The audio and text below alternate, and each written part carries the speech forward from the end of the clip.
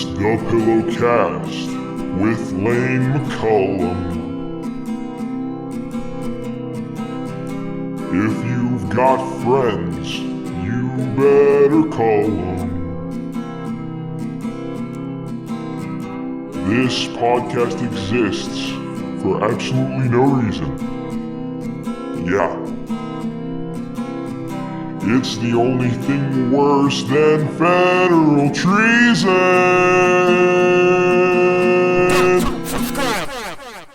Hello, all you pillow people. Welcome back to another episode of Pillowcast. And today is actually going to be sort of a sequel episode of sorts to the last one that I posted yesterday.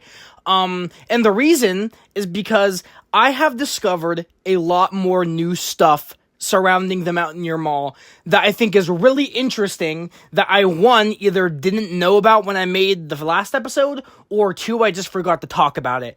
So there's a lot of cool stuff I'm going to be talking about today involving the Mountaineer Mall. If you don't know what the Mountaineer Mall is, go listen to the last episode. I talk all about its early history and why I am so fascinated with it currently. But there are a lot of cool things to talk about in this episode that I just kind of didn't mention in the last one, and some other stuff that I also just learned since then. I've just been obsessively researching this mall.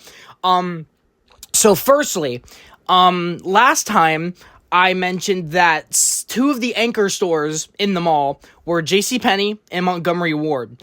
I forgot what the third one was called, but the third anchor store in the mall was a store called Murphy's Mart. So that's the anchor. That was the third and final anchor store for the mall. From what I recall, once you enter the main courtyard area of the mall, right in front of you would be JCPenney. On the left side of you would be the Montgomery Ward, and the right side of you would have the Murphy's Mart on the ends of the hallways. I could be wrong, and the hallways could be flipped. I'm not entirely sure, but from doing my research on where the stores used to be when the mall opened, that's what I've been able to gather. Also, I called the old Lum's restaurant in the last episode Looms. It's not called Looms, it's called Lum's. There are old advertisements that I found before Lum's fucked off in 1982, and they call it Lum's, not Looms. So, yeah. I also learned that all of the storefronts for the Lum stores looked pretty much identical to the one that's in the Mountaineer Mall.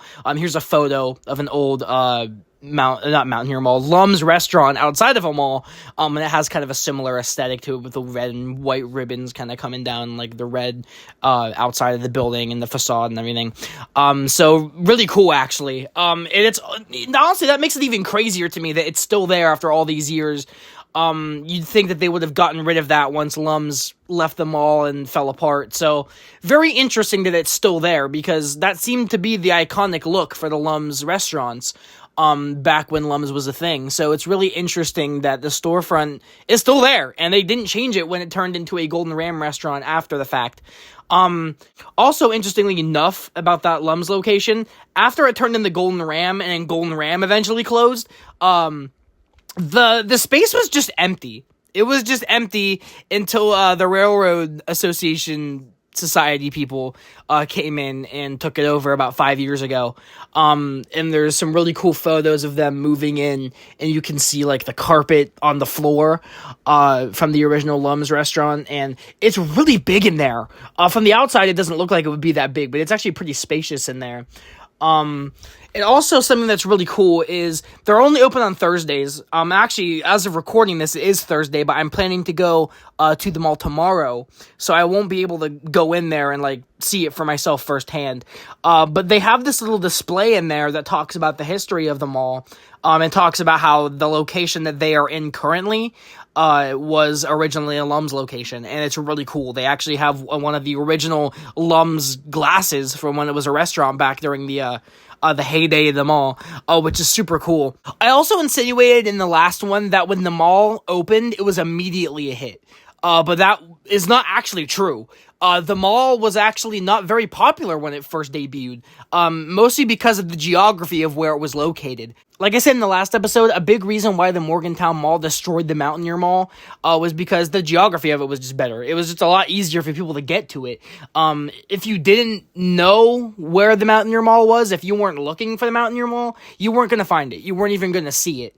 So it was really hard to find the mall. But eventually that kind of became a non-factor because it was kind of the only mall in Morgantown for people to shop at. So people started going to it. They had a lot of good stores there. And so it just kind of ended up working out until 1990 when the Morgantown Mall hit. And this brings me to one of the things I'm honestly surprised that I didn't touch on or talk about in the last one.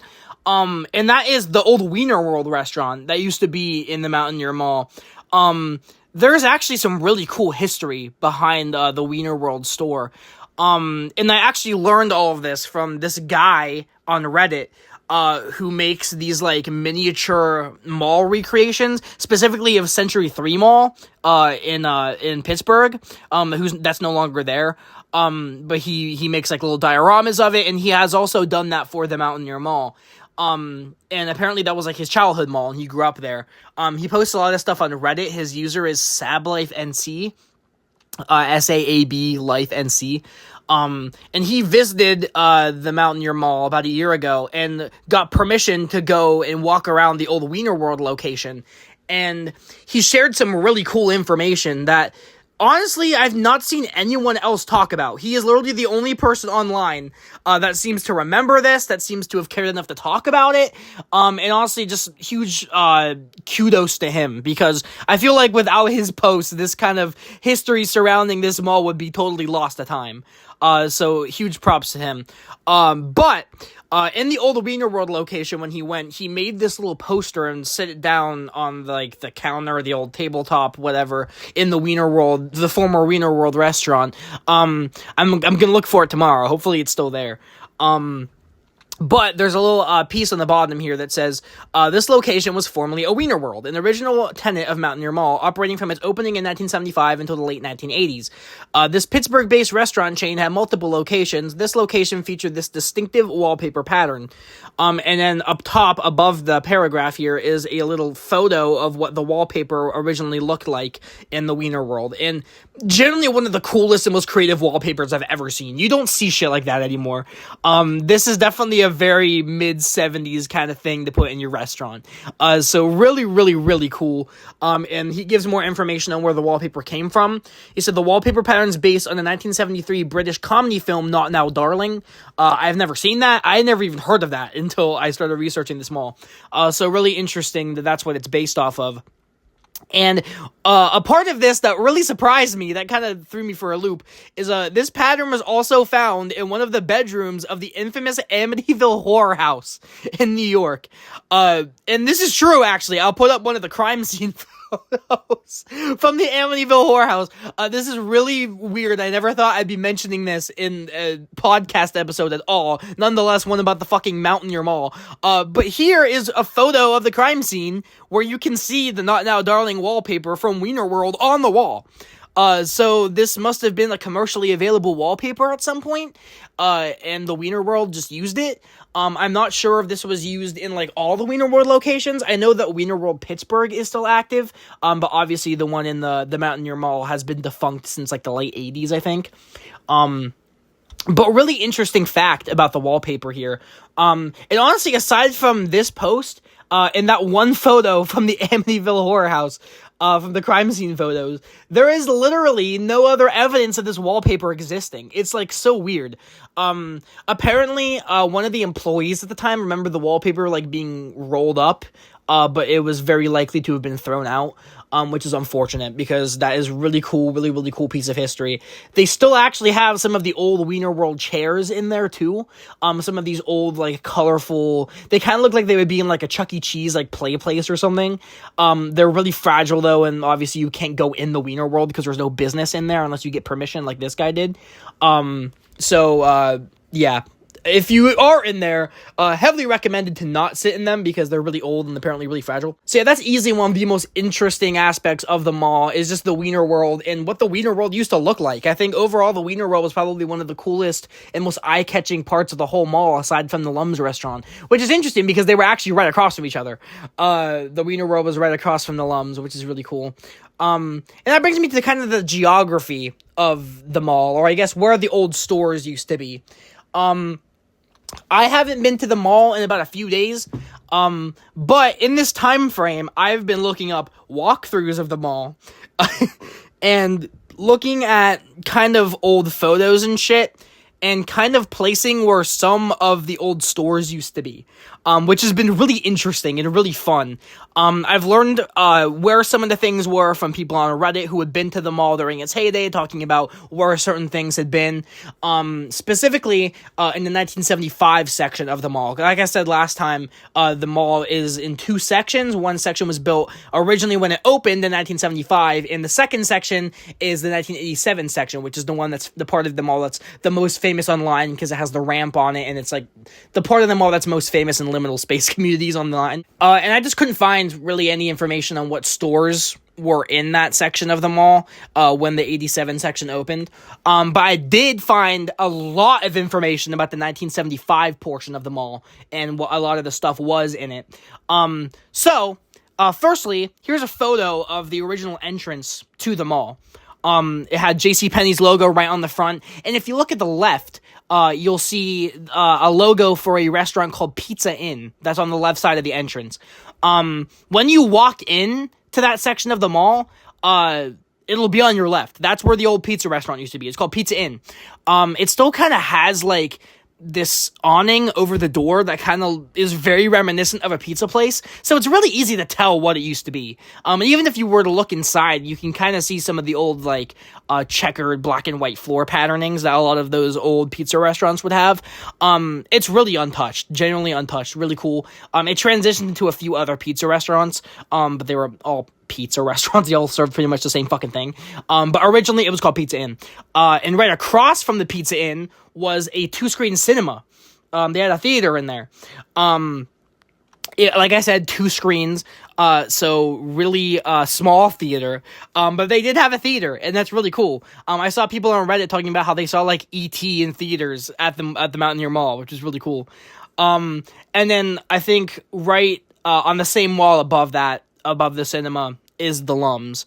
And there's a space in the middle that I'm pretty sure was a Circus World, which was like a toy store, I think, after, in between the Wiener World and in between the Wiener World and the Pizza Inn was the Circus World, which was like a toy store kind of thing.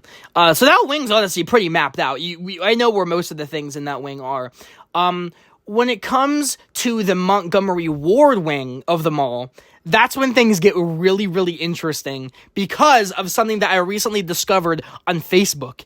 I fucking hate Facebook, side note. I fucking hate Facebook. I think that shit's horrible. Probably the worst social media platform ever. But one thing that it does do is bring people from the past together. For some reason. People from the past love reconnecting on Facebook and having reunions and shit. And there is a group on Facebook that is dedicated to people who worked at the Record Bar store in the Mountaineer Mall. When they worked together, it is a group just solely dedicated to these people's experiences working at the Record Bar in Mountaineer Mall in the late 80s. As I mentioned, I think in the last one, I said the name wrong. I think I called it Record Mart or something. The record store in the mall was called Record Bar, and it was a record store. I think they carried movies and shit, too. They were like a chain, I think. I don't know if they're still around anymore, but they were apparently a big deal in the 80s. And this is one of the most fondly remembered stores in the entire mall. Going on Reddit, I just saw people rave about this store, talking about just how much fun it was to just sift through the records and the CDs and buying tapes and shit there. Apparently they had like a reward system where you could like save up points and stuff and then like buy something for free later on with those points you earned from the store. Apparently it was very, very beloved in the mall. And clearly because someone made a whole Facebook group dedicated to people who worked together at the Record Bar at the Mountaineer Mall back in the 80s. And this is significant for 2 reasons. One, it helped me figure out the layout of the end of the Montgomery Ward section of the mall, which was a big deal. It was really cool to find out where certain stores used to be, using Reddit comments and also the group. But also, this group may have the only photos of the mall from its heyday that exist online. To be fair, most of them are from inside the Record Bar, obviously. The group is about the Record Bar store. So most of the pictures involve people working at the Record Bar. It was a really cool fucking store, by the way. Most of the photos, I believe, were taken in specifically the year 1989. And the reason why I think this is because if you look on the wall, I think in the racks too, you can see Janet Jackson's Rhythm Nation album being promoted, which came out in 1989, as well as promotion for the Tim Burton Batman movie and soundtrack, which also came out in 1989. So that's what I think happened, is that these photos were taken in 1989, which is a really interesting time for the mall because that was a year before the Morgantown Mall opened, before it just completely destroyed the Mountaineer Mall in every aspect. So these are really like photos from the end of the mall's heyday, but still technically in its heyday, when it was still busy and things were still happening in it. And aside from some other photos, there's really nothing. There's really nothing from when the mall was popular online. There's no, like, photos of the inside of it, no nothing. These are the only ones. I have a theory that there are probably more photos from the heyday of the mall inside of it on this Facebook group called, I believe it's called Remembering Mountaineer Mall or something. I tried joining it, but I haven't been accepted into it. I think it's, like, kind of a weird thing when it comes, like, they don't let everybody in it for some reason. But I assume that group is going to have people posting childhood photos and stuff from their experiences at the mall. And I'd assume that because if you actually look at the Facebook group on there, it has the photo of the original entrance with the JCPenney and the Pizza Hut, the Pizza Inn logos on the front, and you can't find that anywhere else. So I'd assume that that's where you can find a lot of the old photos, but I can't get into it. There's only about 1,000 people in the group. So I think that's a dead end for me. But this Record Bar group is like completely public online, and you can just go to it and look at it without having to join it. So there's some cool stuff from these pictures. Like I said, they were advertising the Tim Burton Batman movie at the time in 1989. So there's cassette copies of the movie there in the store, which is interesting because it's a record store. I'm not sure why. Maybe they sold movies too. When I saw this, I thought it was the Prince soundtrack because they kind of looked like CD long boxes. I'm not sure if that was the case or not. I'm pretty sure they are actually just VHS video cassettes. But really, really cool. Here's another photo. If you recognize any of the albums here, be pretty cool. I think one of them, actually looking at it now, it looks like one of them might be Dr. Feelgood by Motley Crue. I fucking hate Motley Crue, so that kind of sucks. And obviously, like, they got some other stuff in there, too. They got New Kids on the Block on the wall. They were popular in the late 80s. Super cool. There are a lot of photos here that actually show us the layout of the mall and help us figure out where certain stores used to be. There is this little list from when the mall was booming that has all the stores listed. But obviously you don't know where the hell they are. So these photos help to figure that out. The most self-explanatory one is the JCPenney. It was right in front of you once you go past the main hallway and you're in the courtyard section. It was right in front of you. And just for some extra proof of this, there was a post in the group around 2011 that was called Osmond Boys. I guess it was this group called the Osmond Boys that were doing a signing at the Record Bar in the Mountaineer Mall, and I guess they had a little performance, and they had a little set-up stage in front of the JCPenney. And here's some photos of it, actually. You can see the logo of the JCPenney right above them, and it's just really cool. And a big thing with these photos is I kind of had to, like, confirm that these were from the Mountaineer Mall. I know that's kind of dumb because the group is a very specific and niche community centered around one mall. So I doubt that they would be posting any photos from any other mall. But just to be sure, this photo specifically has a light fixture in the top left corner that is still there to this day. Those light fixtures are still there in that courtyard to this day in the mall, and there is your proof that this was indeed from Mountaineer Mall, and the legendary Osmond Boys performed the show in front of the JCPenney's. I have no clue who they are, but maybe they were popular back then, I don't know. That's the most self-explanatory one for the layout of the mall. Here's another one from the same post. It looks to be the Osmond Boys, this group. They are in front of a store called Shoe Show. which is a shoe store. I wasn't able to find this store on the list of stores here. The closest I could find was there was like another shoe store that had the word shoe in it. I think it was called Kinney Shoes. But it wasn't on there. So I'm assuming this might have been a later addition to the mall in the 80s. But it was called Shoe Show. And in this photo, you can see the word "the" in the top right, which looks like to be like another storefront. In this photo, the logo is completed. So the store was called The Trends. It was called The Trends. It's on the list of stores that I showed you earlier. I don't know what this store was about. I don't know what they sold. I don't know anything about it. But this, like I said, a lot of these photos are taken in the Record Bar. So this was a photo taken in the Record Bar, and you can see the Trends store right in front of it, as well as the Shoe Show next to it. So that is presumably the stores that were in front of the Record Bar. Then we go to probably the most helpful photos of the entire search. This is acting like it's a lost media case. It's just me trying to piece together the mall because I'm a loser. But here are these admittedly really cute photos of this guy and a woman together in front of the Record Bar. And it looks like they were having a car show of some kind in the mall, because both of these photos, there's another one, but it doesn't really show like the full layout of the mall, so there's no really any point in showing it. But they're kind of posed up in front of these cars here, which is really funny. I guess they were just having a car show in the mall. This first one is actually really interesting because it confirms what wing the Record Bar was in.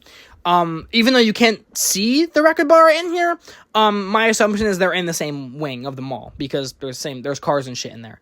But if you look in the background next to where the blue and yellow ribbons are, you can kind of see this glass dome back there. It has like some green grass kind of shit in it. If you remember from the last episode, one of the things that they had in this wing of the mall was a model train set that was in a like glass dome kind of thing. It's still there. And apparently it actually does work. I said last time that it doesn't, but it actually does. It's just not operational all the time. But you can very faintly see it in the background. So proof enough. This was in the mall, in the Montgomery Ward wing of the mall, which confirms that the Record Bar, Shoe Show, the Trend store was also in that wing, is what I'd assume. But then we get to this next picture, which helped me identify where this was in the mall. It was so helpful. I was up until like 5 o'clock last night, trying to figure out where the Record Bar was in the Mountaineer Mall, because I'm sure you guys know this. I've talked about music a lot on this podcast. I did like a CD collection episode one time, but I love music. Music is like my favorite thing in the world, and going to record stores is like my favorite thing in the whole world. So being fascinated with the Mountaineer Mall and learning that there was a really popular and beloved record store in there made me want to find it. Made me obsessed with it. Like, I was already obsessed with the Lums and the Wiener World in there, but finding the Record Bar was like one of my top priorities. And I didn't think I would ever find it until I found this Facebook group and this photo. So I did a little side-by-side here. So I'll show you the side-by-side, and then I'll explain. So here's the side-by-side that I made. The top one is the photo I found from the group, and the bottom one is a photo of a wall from the Mountaineer Mall that I found from a walkthrough online. There are surprisingly a lot of walkthroughs of this mall online. It's a very well-documented, dead, quote-unquote, mall. But I believe this wall is where the Record Bar and the CB&T was. I think the CB&T was like a banking sort of company thing. But I can almost 100% guarantee that this is where the Record Bar was. Everything lines up. Everything perfectly lines up. And just to prove to you that it lines up, I made a color-coded version of it. Here's the color-coded version. That kind of maps out the layout of the wall. So, on the left, in the bottom photo is where the Morgantown Dance Studio is, or at least where part of it is. There's like a bigger section of it on the other side, of the hallway. But as you see, it looks like a storefront. They boarded it off, obviously. It's not like you can't just walk in it anymore, but it is very obviously a storefront. And then to the right of it, there's a little divot in the wall, which is where the CB&T had. It kind of had like a little divot in the wall. And it extends outward, and then there's a door. And then there's another section after that. And it's identical to the Record Bar, and right next to the CB&T. So it's literally the exact same. Literally the exact same. I found where the Record Bar was, which is really cool.